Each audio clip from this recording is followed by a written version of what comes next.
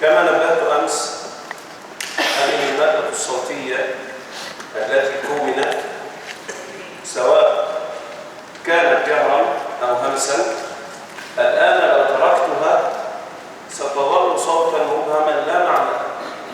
تخيل لو أن واحدا فقط يقول هكذا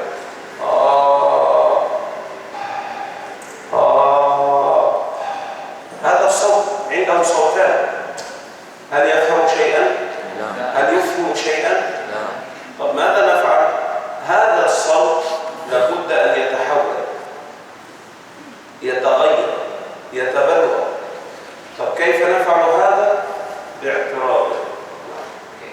Kemarin kita sudah mengetahui tentang al-hams sama al-jahru.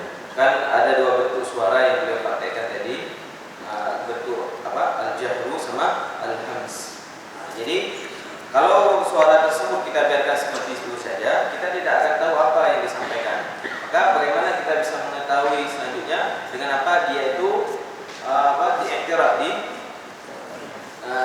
dihalangi. Maka suara itu ketika dihalangi baru nanti terhalang, baru akan nampak sesuatu. Nah, هذا الاعتراض إما أن يكون تاما، اعتراض تام. ما معنى اعتراض تام؟ أن ينغلق الممر أمام الصوت تماما. مثال الباء، حينما أقول أغلقت الممر الصوتي أمام هذا الصوت تماما، فنقول عنه اعتراض تام. اعتراض تام لأن الصوت لا يجد مسلكا يخرج منه. نعم. Oke. Yang pertama, i'tirab atau suara itu tertahan secara sempurna. Bagaimana tertahan ketika aliran suara kita itu tertahan dengan seperti yang disampaikan oleh Syekh tadi, huruf ba. Tertahan aliran suara kita pada huruf ba itu tertahan secara sempurna. اعتراض جزئي. ما معنى اعتراض جزئي؟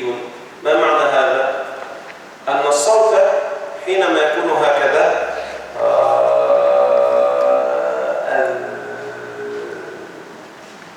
ضيقته هكذا كان فمي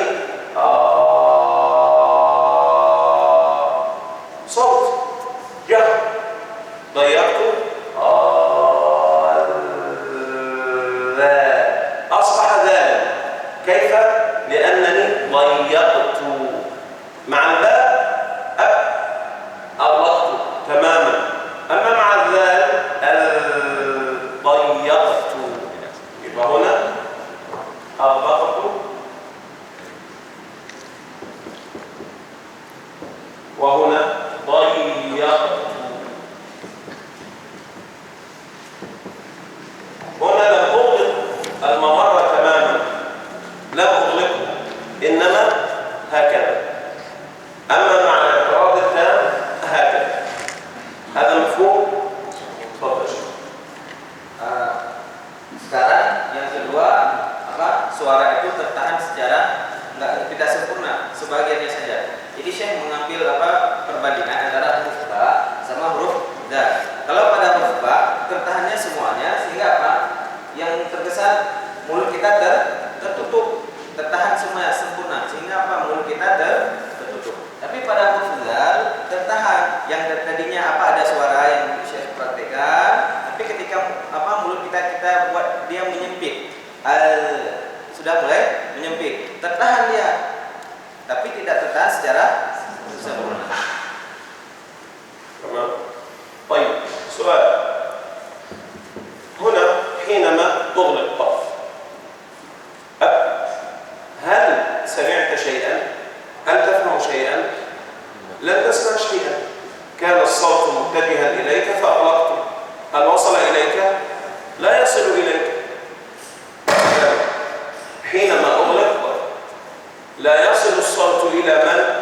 يسمعني. بهذا تتوقف عملية التكلم. ما معنى أنني أتكلم مع مجتهد الآن؟ أنني أخرج صوتا يصل إلى أذنه فيسمعني، وهو يخرج صوتا يصل إلى أذني فأسمعه. طب أنا الآن أغلقت،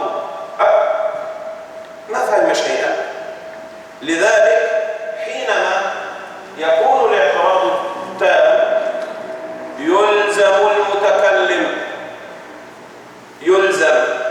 المتكلم بفتح مخرجه مرة أخرى. يلزم أن يفتح مخرجه مرة أخرى، ولكن بقوة وفجأة. هكذا انظر، أب سمع، أب أغلقت، لا بد أن تفتح بعدها مباشرة. أما أن تغلق فقط هذا لا يكون كلاما. يبقى أغلقت وانقطع الصوت ثم فتحت وخرج الصوت. نعم. Syekh menyampaikan bahwasanya ketika terjadi iktiraf tam tertutup secara sempurna, maka waktu itu mulut kita tertutup. Ketika tertutup, secara otomatis mulut kita itu minta terbuka kembali makhrajnya. Kenapa seperti itu? Ibarat orang yang berbicara. Kalau sudah tertutup, berarti sudah habis pembicaraannya. Setelah tertutup, apakah kita mendengar lagi perkataan? Misalkan saya berbicara, sudah selesai, tapi harus dibuka kembali supaya terdengar. Nah, seperti itulah huruf-huruf yang terjadi i'tirad tam, seperti huruf ba. Nah, apabila nanti hurufnya dia tertahan secara sempurna, ketika kita sudah mengucapkan huruf tersebut, secara otomatis mulut kita minta dia terbuka kembali. Kenapa terbuka kembali? Supaya ada suara. Kalau tidak, berarti sudah berhenti di situ, kita tidak tahu apa yang kita ucapkan. يبقى هنا نقول يلزم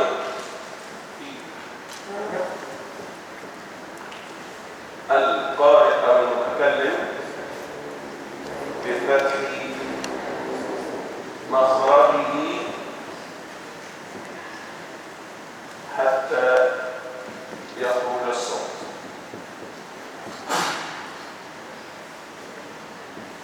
بقوة وانفجار. ما معنى قوة الانفجار؟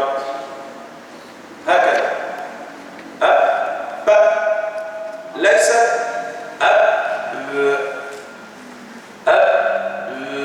ليست تدريجيا، إنما دفعة واحدة.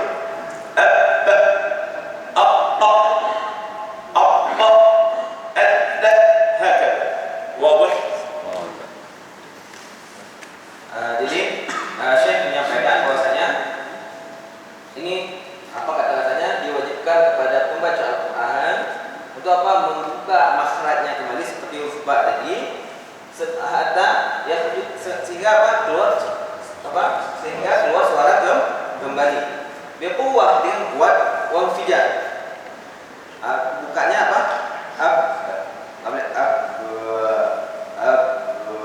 harus itu artinya harus dibuka kembali makhrajnya dengan infijar. Sebenarnya kan ledakan. Kalau kita artikan secara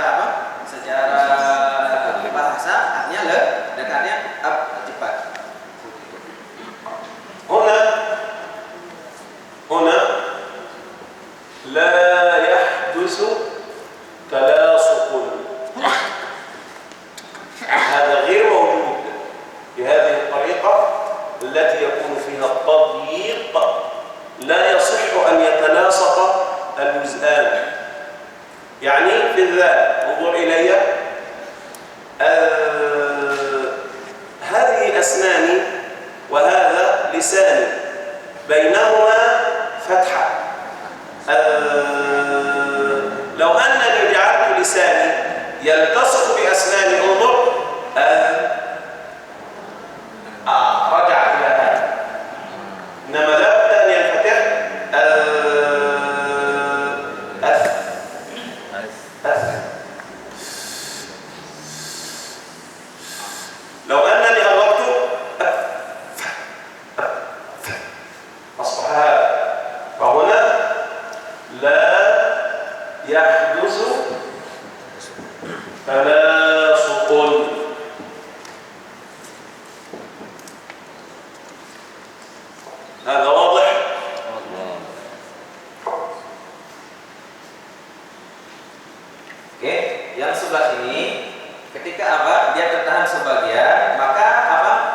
lidah kita itu tidak boleh lengket dengan gigi.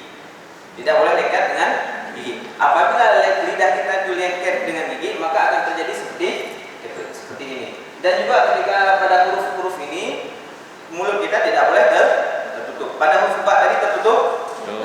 Pada huruf di sini huruf za. Ketika kita ucap apa?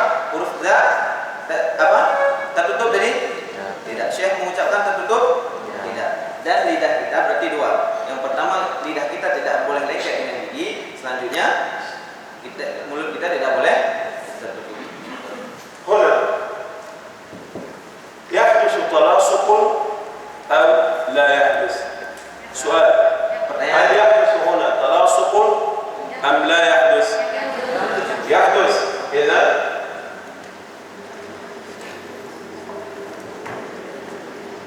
تلاصق. طيب ماذا يحدث عند التلاصق؟ ماذا يحدث عند التلاصق؟ ماذا يحدث للصوت؟ اعتراض الصوت. ما هو يعترض هنا اعتراض وهنا اعتراض، ولكن هنا اعتراض بالتلاصق وهنا اعتراض بالتضييق. تذكران ما قلته أمس؟ تعال يا اقف مكانك، اقف مع بجواري. تذكران ما شرحته أمس؟ قلت أنا صوت. من؟ أنا صوت. أذهب هكذا لا أستطيع أن أمر، لأن يوجد تلاصق، يوجد تلاصق، ولكن فعلا لو هما ضيق فقط اقترب قريبا بس، لا حيث أنا صوت، ذهبت وجدت تضييقا ففعلت هكذا. الصوت يفعل هذا. الصوت هنا لا يحدث تلاصق، ولكن يضيق فيتغير. كنت هكذا أصبحت هكذا، أصبحت هكذا. المهم أمر لا أقف. أما هنا حينما حدث التلاصق أنا وقفت. خذ نفسا، خذ نفسا وقول خرج. تستطيع؟ هل يستطيع أحد أن يخرج نفسه؟ سلموا. Ada yang bisa mengeluarkan nafas?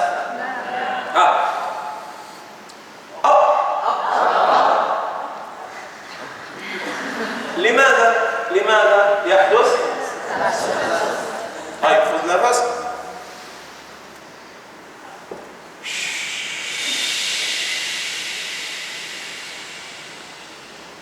لماذا؟ لأنه لا يحدث، يخرج صوت، يخرج، يمشي. مفهوم؟ تفهمون؟ طيب هنا تلاصق، بعده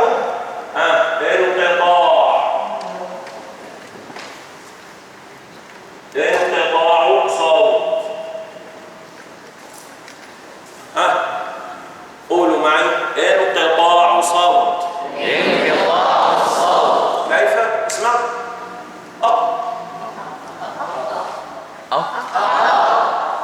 انقطع الصوت. إذن هذه الحروف التي تكون في هذا الاعتراض التام لا تسمع إذا حدث التلاصق.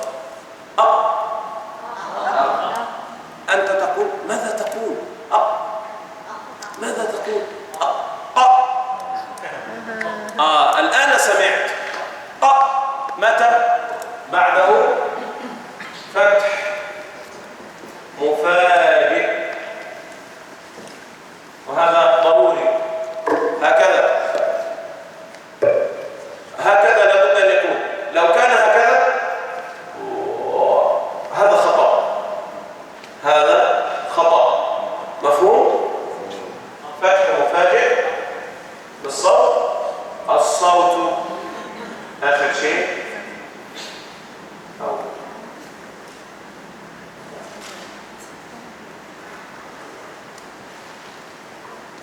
صوت منفجر. انفجار يعني بوم، انفجار. الصوت يفعل هكذا.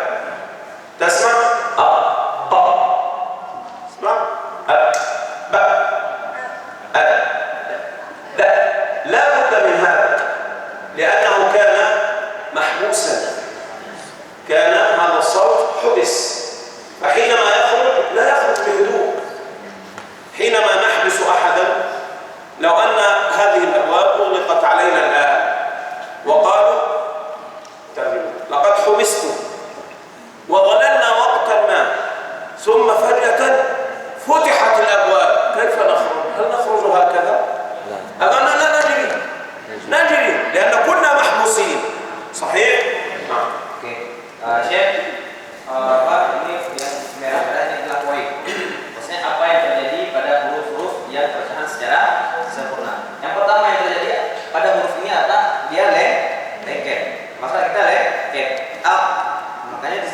kalau kita sudah tarik nafas, kita ucap huruf out. Setelah itu kita bisa bernafas? Tidak. Kenapa? Karena itu lengket. Yang kedua, setelah dia lengket maka suaranya akan terputus. Out. Selesai, terputus. Maka bagaimana supaya